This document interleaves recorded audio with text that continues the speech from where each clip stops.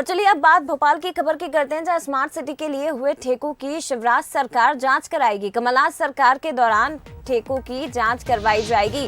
नगरीय प्रशासन मंत्री भूपेंद्र सिंह ने बड़ा बयान दिया है। उन्होंने कहा कि कमलनाथ सरकार ने अपने चहेतों को ठेके दिए थे और इसकी अब जांच की जाएगी।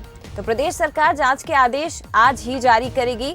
इसके साथ ही उनका ये कहना है कि कमलनाथ सरकार ने अपने चहेते को बिना नियम के करोड़ों के ठेके दे दिए हैं। जिन कामों की जरूरत नहीं थी वो काम भी स्वीकृत किए गए हैं और इसीलिए अब जांच की जाएगी, क्योंकि कांग्रेस ने करोड़ों रुपए स्मार्ट सिटी के लिए बर्बाद कर दिए।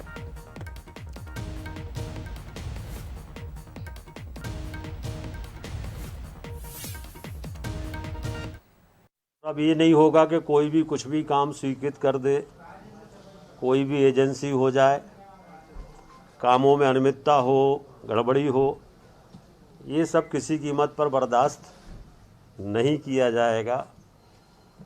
ये निर्णय माननीय मुख्यमंत्री जी ने कल लिया है। हम लोग जांच करा रहे हैं। जो कांग्रेस की 1.25 साल की सरकार में स्मार्ट सिटी के जो भी ठेके हुए हैं, उन सारे ठेकों की हम लोग जांच करा रहे हैं। आज हम माननीय मुख्यमंत्री जी ने कल निर्देश दिए हैं, आज जांच के आदेश जारी हो जाएंगे।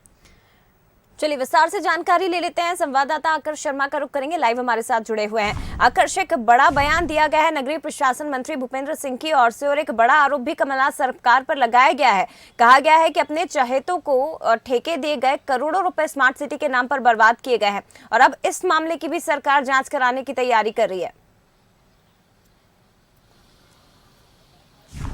जय, आपने सही कहा कि बड़ा आरोप लगाया गया है, क्योंकि 15 महीने की कमलनाथ सरकार के दौरान प्रोजेक्टों की बात करें तो आईटीएमएस को लेकर महत्वपूर्ण प्रोजेक्ट जो है स्मार्ट सिटी के शुरू किए गए थे। स्मार्ट पार्क कमलनाथ सरकार के द्वारा कई स्मार्ट पार्क बनाने के लिए प्रोजेक्ट करोड़ों रुपए के शुरू किए गए थे। कई अहम फैसले लिए गए थे विकास कार्यों को तेजी के लिए। स्मार्ट सिटी के कई बड़े प्रोजेक्ट शुरू किए गए थे, लेकिन कल जब सीएम शिवराज सिंह चौहान ने मंत्रालय में अहम बैठक स्मार्ट सिटी प्रोजेक्ट को लेकर ली तो उन्होंने नाराजगी जताई। उन्होंने इतना तक कहा कि स्मार्ट सिटी के जो सीसीटीवी कैमरे लगे हैं वो आधे से ज्यादा बंद पड़े हैं। पुलिस के द्वारा लगातार शिकायतें दी जाती हैं। कहा जाता है कि स्मार्ट सिटी के जो सीसीटीवी कैमरे हैं उनको सुधारा जाए, यदि नहीं संभल रहे तो आप पुलिस विभाग को दे दीजिए, इस तरीके की नाराजगी। लेकिन आईटीएमएस के जितने भी कार्य किए गए थे, जितनी भी ऐप बनाई गई थी या फिर जो सीसीटीवी के अधिकांश जगह पर लगाए गए थे, वो कमलनाथ सरकार के दौरान टेंडर देकर लगाए गए थे। उनमें कई अनियमितताएं सरकार को लग रही हैं। कई प्रोजेक्ट नियम विरुद्ध कई लोगों को दिए गए हैं करोड़ों रुपए को। इसलिए इसको लेकर अब बीजेपी सरकार जो है वो जांच कराने वाली है।